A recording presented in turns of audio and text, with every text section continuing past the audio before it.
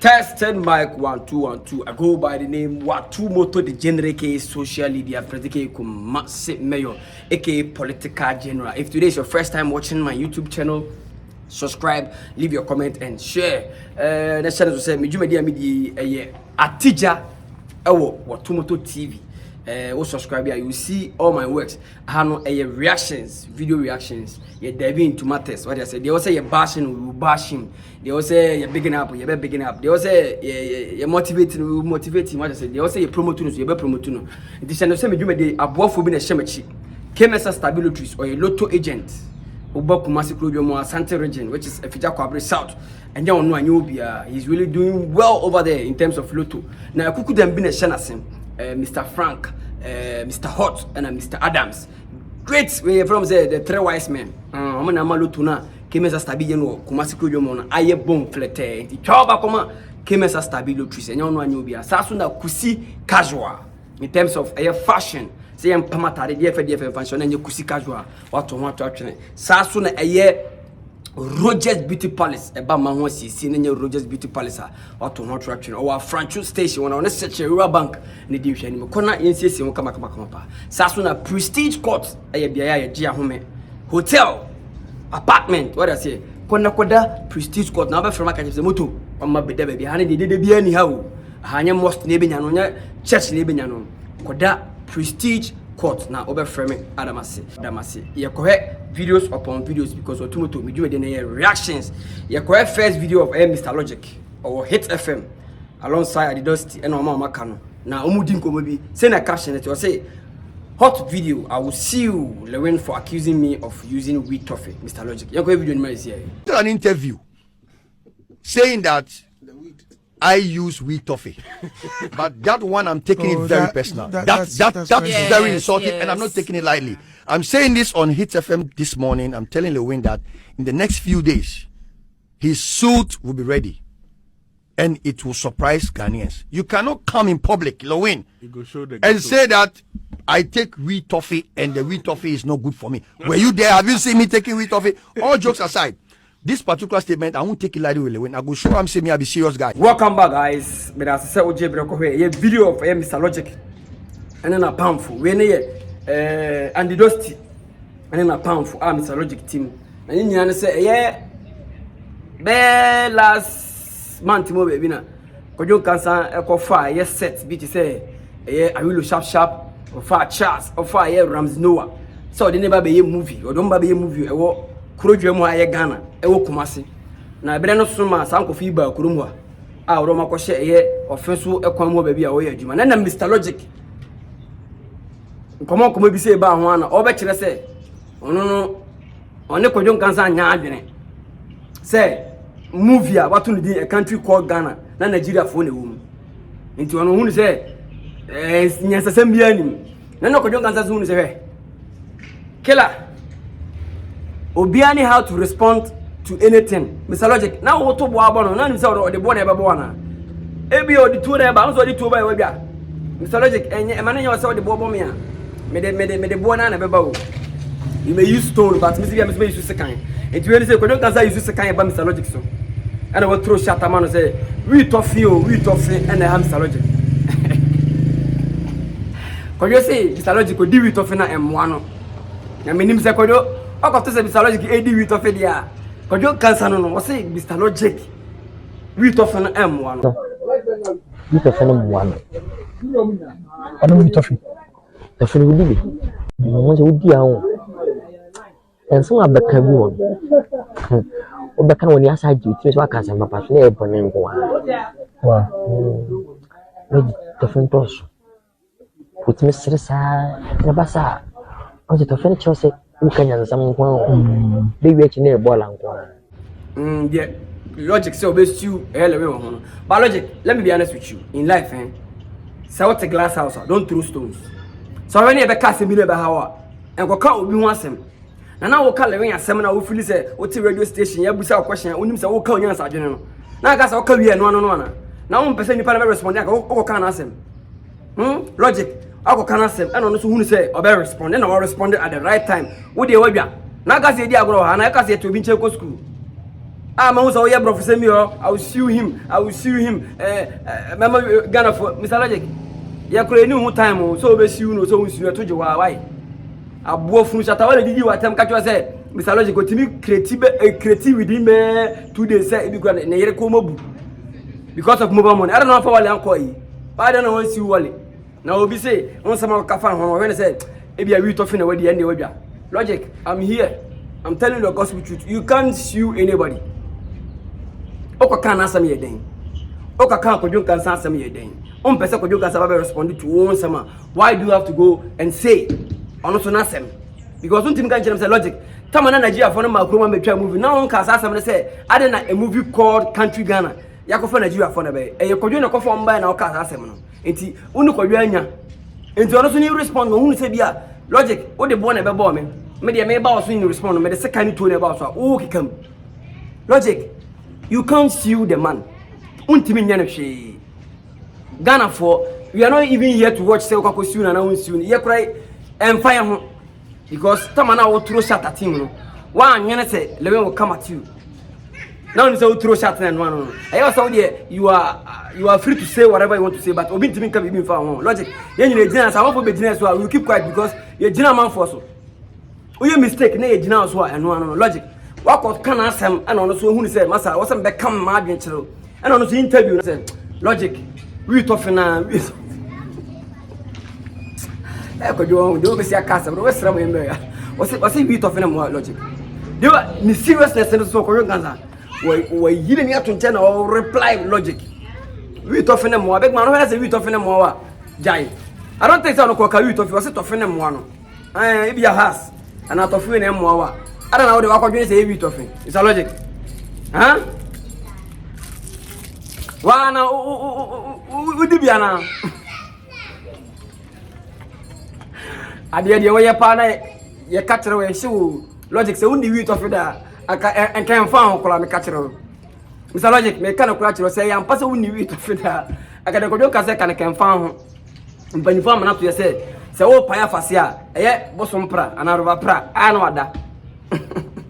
In the Logic, undi wheat of that. No, Kwadwo Nkansah say, Mr. Logic wheat of him. No one near Bresso Bessu. It means say Logic would do wheat of him. Logic say wheat of him is what the bidder. Now, pursue the when they are a Jabon or Bon me catcher. I a Jabon or Bon because I did the only cattle swap and before cram I'm at it and I buy what I say. Me found to some man in your Logic. Me found to say, would do wheat of him, but you could do wheat of him. Logic, Kwadwo Nkansah. Unu sa no. Obeti maka asama na hwe papa. Nti se mo ne boy ni dile am hwe ni yi. Tie ni. Say you say obeka asama obeti ma didi Kwadwo Nkansah tem o media na so ke kan wa adwenche no social media na so. If se Kwadwo Nkansah ka so be respond ya. Obi o comedian. Jimmy Timan ni munti hunu say so be ka so be respond na say oyi bibia to say no so odi Jimmy kura ba so you can't stand. Let's call a spade, not a teaspoon. Kwadwo asam na catch Logic na dey. See in Bianim, Obi atimi see obi. Na dey Tamaka said Country Ghana and a movie I titled Country Ghana. It's still involving Nigeria fan. I don't know Kwadwo Nkansah one match want to. Logic because Kwadwo Nkansah na kofa nkofu e ba kuroma ma onya di kan. Enti o kan asem. Asem na aka mpan fo se bibia ko papa kura njejire de. Na o wato ba ko no so to ba kwa de wadwa. Logic na mo za ma fo bi titiwo. Akasa nyansa fo bi ama, mo titiwo akasa nyansa fo bi ama.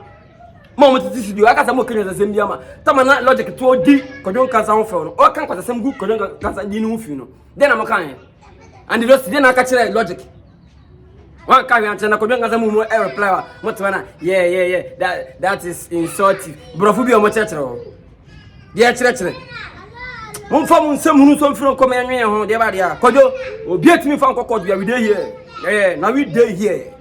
Dini wa tumo to the gender ke social media pratique comme maxime ke political agenda. Or first time you subscribe, leave your comment and share. Mr. Logic, let me be honest with you. You can't say somebody's matter where you did if you can say nobody should come and say your matter. Why your matter it be hard like stone. Logic, oh matter no one some then say boy into me kana. Forget yourself, man. You go fit say anybody's matter. Because Kwadwo Nkansah to one can me need say Kwadwo na da ba na Kwadwo aso da kan Logic asem da da ben na Kwadwo Nkansah ye da sorry oye interview aka say logic to fene mo no it means say bibia ko ka papa no wa kan wa bia kire Kwadwo na onde obeka bia kire wadwa logic jai emfa mananya na I will show Ghanaians that I'm not joking logic ko emfa serious da o eyo say Ghana for serious da jai emfa serious da fi adana chatole be kan san sem bi kire say wo logic mobile money man forget on logic I don't know say what for Shatawala uncle a court and I want to sue Shatawala be kasa mobile money say mobile money na some dey ampa logic and some na Shatawala be kafa woni nyina ya ampa nti na want to sue no na le say what dey e where what dey tofia so kro amount of bi e bi atofia we bi ana work edin ya watu botore general case social media press okay video of Mr Logic I am to say I will sue Lewen for accusing me of using wheat toffee yeah gusu hwe ensem mu edin ya watu botore general case social media press ko massimayo o first time near subscribe leave your comment and share channel so ba kuma se ko dwom ho na Friday be open radio they will feed out to Sempa entertainment there and one Angel 96.1 enye ya anya obia mene the senior most the most wanted radio host I the unpredictable and tenase edwetwen komo anka bibi say no asem bi say na logic hu say na obeto wasa no anka metia so yeti obon samso meti obon samso na ka mahuri akosoro ban e wo studio ha ka logic say go ase na babo kina mintim tia tia mi ko metiama I'm a banner to français venam dino minimo bia o antina me dey to form boko logic se nyame ya don palo dem beduru kan krom ho ana dem beduru Ghana krom Kumasi ho logic asem we ye be another video but because ade na we there is no sense in it because untimi ko didi obi atem ana untimi ko kan obi asem na don feel okay say e ma obi so be kan asem ehfa na ye kasa asem we ehfa na ye kasa asem we what dey we okay say o kan sama for Kwadwo Nkansah ho Kwadwo Nkansah miana no say dey we yemum anya sa logic ahane aba ne dey obi antimi nya obi ahwe abra obi anya obi bibi o logic kwakoye Kwadwo Nkansah bibi nti obetima ye obi bibi enti no so be ye obi bibi in terms of replying nti me be dey asere ye logic asere ye obetima ye kwanya o siwi na brofu bi na me so mama tete ho no kwa no mu ye mapufu no and you just need ko from tete ho na say anyansafo bi ama no you guys were there na logic ejina lewen so then am kan you said nothing now there wakana ya chafe na moto na mo consent obi atimi na obi ahwe adara suta Allah bu firo ko na enwene ho ya ko another videos upon videos so had videos nko na e di akiri ya ko video of the late Dr. Bodu Okasembi iwiase na da bia mekase yare e bekun maya so konfo abene sao yade e bekun na nyama ya wo so konfo abene na wo de o si wiase na wo aduro una si wiase na na mo odene yen ko video bi a we need to say one-on-one with Kankan Bodu and another sister yi your busan yen come sisi e Marosa Gizbert ma wusisi e be betina ma bewu o person ka obusa sa doctor de na yewo e bia bibi peso but e de na obeye preko pe wo si etimi nya ade ekuta ultra carbon okay e de be ntia because ye nya ade ekuta ultra carbon pe na ye de ka me catch them so de become pampam ba bia ye wa akra be sa home fa yes una de ka ye pe no e be stop acetic acid na etwagu mi mo e mama pro no okay na masan abapak it meant many better etimi no wadi nkomo by because of say uric acid na say organs ninti no entimi ent na ono ba metimi no akasa say ultra carbon na oda ma me free me mu pe e wo say me san back because acetic acid be san acha say etwa it so obi aboa wodi e na yewu asa de na twagu ye mu e me pro afo we no say na caption it here Dr. Grace Bodu said wake her up to explain the cause of her death. Otias na odi nkomo na okọ radio a odi na adwuma no nkomo no. E na okoka se nipa wu atwanso wana mompe ultra carbon ma no. Na mo de ultra carbon ni bi hye nanum. Na mo de bi eto a bia nipa ho mefa na obenyane. Onyane ba mabusa ne de si ye nyina oka kire mu wi a enam se bibi woni mu de sa de ne still radio bewu. So I'm asking myself say at that time na Dr. Grace Bodu wi no. No obi anywa am na ultra carbon. And at that time no ultra carbon ni ho. Ye benfo be ka kire na se osafon sa no ho yade. Ena me so me ka se ewiase ye obekun ma ya wo so konfo abene. Ana yade ye bekun ma ya wo so konfo abene. Ensema doctor ka ye nyina no ebi nya gidi omo ebi kwa do mo to doctor so say omu kura doctor be nyane o. and a doctor na mu na ewu na want manya no time ka chi ni pase hani aba no aginya me ubetima jiwi ase duro nyina you may know everything in this world but emere so se ubewu a ubewu afede ubewu ko na afede se de ko hihye bibi obi na akun obi na yesi na krumo da be no obi ewu a ye nka se obi na akun da aboa kura wu aboa obi aboa kura wu o se nini pa no ono so ane na share wo na ono so ya aboa ni bia na akun se krumo na de enipa wu o ma obi wu Dr. Grace Body the late oti ase ne nsama na okaka ni bi no mesi we no amafo bi nya mu gidie obi kura the doctor obi the doctor ye nyame se onu onwu da because eduru me bia na mafa se obetena enja na so betena eye pie ho na amafo nyina tie the Dr. Grace Body ka mesi obi kura tibi ka je se yade na hunu se eni anu oduru no ko Dr. Grace Body o eduru se sister ne be wuro on afedi audios bi epiepie sa na mani nyina big man ebi wo obi afie na me metena mbofu na me ye record am bia madam fo e bia one Pablo wa dia ma me aye me pa ma me se ma ye record na ma no big man ananya news o tenete ananya news the free Dr. Grace Body achiri bani nyina now the ono ye nyame she's a normal human being o live normal say na one ota okodware odidi anya se bia o ye ibi ya bi big man stories na ba na there so enipa na so na mfo tibi di ko ma kire o big man hana ya ba ne there yebe kun ma ya o so wabene emre eduru se Dr. Grace Body be kan se gunu bono ana woko no minu mienu nde kun no de ba be ka che se we de kun de obi aboa na time na so no wu batin ko mana se ni se wu achi asem de ense bebrebe o because kuna otim no obi nwu ma na so munyo no da if somebody die obi na kunu obi wu pe obi na kunu to bear in mind say after say doctor ewuru o betin sem we nyina bi but no kura pa ba ko ti asen sem o kan no as Dr. Grace Body said wake her up to explain the cause of her death because no can sem say so obi wu a ye man otra carbon obeti baba nkom ntina mu zo nya kwa caption we nya Dr. Nkansah but ni sem ni bi o kan say so obi wu a atwas wona mama no traka bo ne bla bla bla bla no benya ne no enu bi na obi che say ne ada na mama doctor wa han traka bo ni bi na wan soro ya mana mamu say doctor wan e kun wa che nsem ma kire ebra no no kuro wu kuro wa hu o de mo bi ndada o bi function bi ndada jack and I mo doctor bi ha and I'm more comfortable ha and I'm malam bi ha and I'm soft bi man when your time comes nobody can delay it, nobody can stop it. Ubewu abewu. Ntina banyi faka say akro bewu de kwase Roman father botom kura obewu. Because no man doctor e kire no. O tie na o tie ikusi say doctor or your best onwu kura da. Ebo akasa meboa. No man na doctor e kire ye no. O tie say ha beka say Dr. Grace Body ewu kura fani fie da. Because na eya ko say she know everything. And I wanted to make an answer. I can say she knows everything and a walk may escape you, but a war bar nobody can escape it. But a man, I am a yapa say on him the force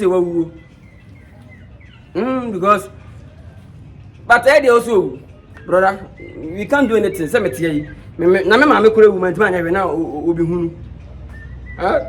Get in time me na omi bodu tim ma me nche no wuye. Big man, me ma me one na kwa soro channel one ji nyame di channel but owuye the time so owuye eno akire sem bebrebe but na me kra obi so pan me say hey abusua after say me see ma me awie no me pem mo asem wa kire because me tem mo asem a mabusua o munim me babusua fi o nyama be ye de mo mpe that's me me ka che mabusua fo obi onyima abusua fo o munim me ka che say hey makosi na awie metima ko pena kra be awie obi ami na no de kun no e won ni nyankopon tem onkonko jaje mama mo betena anya be na kun na we na yesi wa bodam na wa muzu wu a e de na kun wa wo be ka chem say bibi na kun obi na wa mu so de na be kun big man make nobody lie you Dr. Grace Body ono kono nim de obewu nti se obi tia na so ye doctor and masa enim de wa ba na obi sua na wo hu but nature ka so oni need tie ni nature any time so say nature be fa na oni say susu fa ore she obi mu susu ji obi di I am a godfather I am a spiritual father Brother man, when the time comes for you to die, you die. Even your godfather onya you children godfather na mu kwa mra so obewu abla hwinsie. Brother, relax for this life. As we dey here no, as we dey go no, say we you be free musa, say dey buy and say na be continue. Make nobody lie you, make nobody deceive you. Say, they do baby, na say, bro. When your time comes, nah, ba. Video of Dr. Grace Bodu. Watch it. Do the TV. Walk over by tea. Because in your idea, put out a carbon bed. Now they come against them, so they become a phantom baby. So, who are? Tell my doctor who ye. No, no way. I want for track carbon if you can get them as I'm fan to pump mama want to because doctor I can. Because I want a home for. Ya pump man I want a home for doctor say. So who ye na muso una sharp one power track carbon. Your cast yan power track carbon. Oh, kura no who track carbon. Me say hana wa ba no. O mo bi udi agoso bi si atwa wa be no. Kela. Hwehwe nyame. Uwu. They beto no. Big man, miss accident. If you were accident, about so you can't do anything more accident. About one no say ba. Me do na say me don kill me artist ba konam. And I descended from I think say about be TSC take kwamo baby Jack. The one that my fairly break. Hey! Come me na ma car na ma service bibia. The one that my fairly break. And I'm a tree hand break. And I can't go jina boko na me film. I can't think say the boss ke ko. And I'm thinking ko. We are on our way going to die because na say na no bibiansi e break no car mo na metwi na me metwi car from metwi car mo no teme wa kumase wo no bibian say you too free na rounds big man the hu ya na say break me tia break na mbo me ko wu ana no enti hana ya ba no if no god na god no kura no so no o he for no akọ we no make nobody lie, make nobody deceive you. When your time comes to be wu obi antimi nje wo fasa otrim na konfo panyina wu so for panyina wu archbishop he died, reverend father he died, chief priest he died. It tells you everybody will die. Forget it. And then you want to generate social media massive mayor every Friday bia oba kumase downtown wa me jimagwa openikese me name senior father I the unpredictable you to judge for bia all angles in terms of entertainment. In Kumasi, without me, there's no entertainment. I tell you guys. Dr. Grace Bodu ye national concert this year. You can read the this year. Dr. Grace Bodu picture also. Onu ye buseni. Odi something ni ba no. Na Dr. Grace Bodu ma make catch say on di ntia. Eho, ene ma me na he for say edi enko. Welcome back guys. Dr. Mami. Obano kwa na ye nim na o popular no wu. Janto ato ano. Who the hell are you? Who Dr. Grace Bodu mame? If nya say obano na abulu anka wo te fa be. Asa me mame, sanya me na mabulu am obi fa mame ho ben. Doctor, sa ubeto be catch mame onya nto ato na yama no so kra be kaka ya dwan kire no. Who the hell are you? Dr. Grace Bodu mame yi. Sanya sa oba na abulu anka wona na Hayford. On a normal day, ubeto akochi anipu. I ain't so normal so too much. It's so tough na bon. E nku asem na mame na ye no. Obi anka cha me catch opa mona ma fo bom fiara ma cha mabo. Me ba na ma cha mabo me. It's my true be any so man ye be na ye no. Dey akwa asem so no. Oba wu na be yi ase de funu no yan fa ma na ko. Na de no ko fa funu na anwe. Na de be tu be dwom se ye mesu no. Na na ye for. To ke mama na ko no fa na to nyina ba bi. Guys, yeti ane ade obi na he obi ana. Oba wu ye nyina be bo na be jam na fa na tia na o ye long. Dini wa tumo to gender ke social media ke ko massimeyo. Subscribe, leave your comment and share. I'm out.